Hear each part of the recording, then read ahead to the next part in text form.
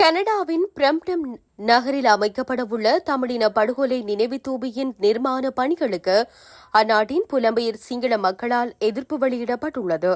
குறித்த நிகழ்வின் அடிக்கல் நாட்டு விழாவின் போது இலங்கையின் தேசிய கொடியை தாங்கியவாறு போராட்டக்காரர்கள் எதிர்ப்பை வெளியிட்டதாக கூறப்படுகிறது.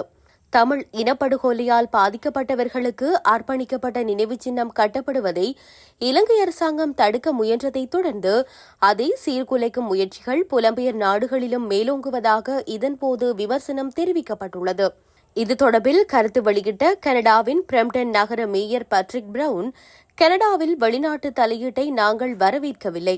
இனப்படுகொலை மறுப்பவர்கள் மீண்டும் கொழும்புக்கு செல்லுங்கள். இந்த இனப்படுகொலை மறுப்பாளர்கள் நமது ஜனநாயகத்தின் மீது தாக்குதல் நடத்துகிறார்கள்.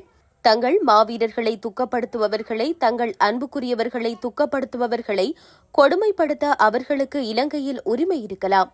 யாழ்ப்பாண பல்கலைக்கழகத்தில் தமிழ் இனப்படுகொலையில் பாதிக்கப்பட்டவர்களுக்கு அர்ப்பணிக்கப்பட்ட நினைவு சின்னம் அளிக்கப்பட்டதற்கு பிரதிபலனாக 2021 ஆண்டில் நினைவு சின்னம் ஒன்றை நிர்மாணிப்பது முதலில் முன்மொழியப்பட்டது. அதே நேரத்தில் கனடாவின் வெளியுறவு அமைச்சர் மற்றும் பல எம்பிக்கள் இந்த அழிவை கண்டித்தனர். இலங்கை ஆட்சி தங்கள் சொந்த இரத்தக்கரை படிந்த வரலாற்றை வெள்ளையடிக்க முயற்சிக்கும் அதே வேளையில் கனடாவில் நாங்கள் அதற்கு நேர்மாறானதை செய்வோம் என தெரிவித்துள்ளார்.